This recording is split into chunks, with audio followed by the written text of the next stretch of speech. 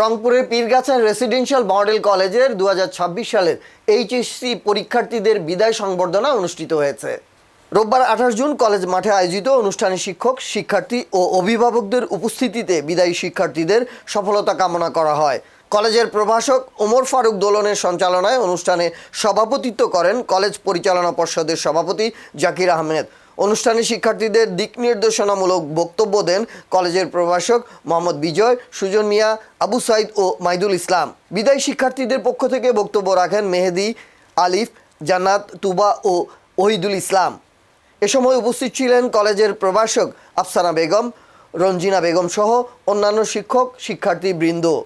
College সূত্রে জানা যায়, এবছর পীরগাছা রেসিডেন্সিয়াল মডেল কলেজের জেনারেল, বিএম ও বিএমটি শাখা থেকে প্রায় 3 শতাধিক শিক্ষার্থী এইচএসসি পরীক্ষায় অংশ নেবে।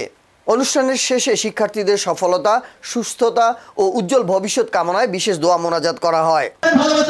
বলছিলাম যে শাসন করা তারই সবে সোহাগ জানে যে তোমাকে যদি আমি না ভালোবাসি, তোমাকে সোহাগ যদি না করতে পারি, তাহলে তোমাকে আমি শাসন করতে পারবো না। তোমাদের বাবা মা, তোমরা তো সংসার পরিচালনা করো, কি সংসার পরিচালনা করে তোমার বাবা। যার বাবা নাই, বড় ভাই, যার বড় ভাই নাই, তো বোন করে বা তার ছোট ভাই করে। তো তোমাদের এখন কাজ হচ্ছে কি? তোমাদের সংসার পরিচালনা করা, তোমাদেরকে সংসারের ব্যয়ভার বহন করা। এটা কি তোমাদের কাজ? এটা নয়। তোমাদের কাজ হচ্ছে লেখাপড়া করে মানুষ হওয়া। পীরগাছা থানার মধ্যে নাম করতে পারি আল্লাহ, সেই তৌফিক দাও আল্লাহ।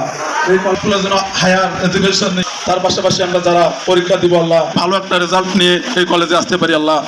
হয়তো একটা কান্নায় দিয়ে দাও আল্লাহ, ওই কান্নাটা যেন আমাদের জীবনের শ্রেষ্ঠ একটা কান্না হয় আল্লাহ। আমাদের জন্য যেন আনন্দের দিন হয় ওই দিনটা, যেদিন আমাদের রেজাল্ট বের হবে।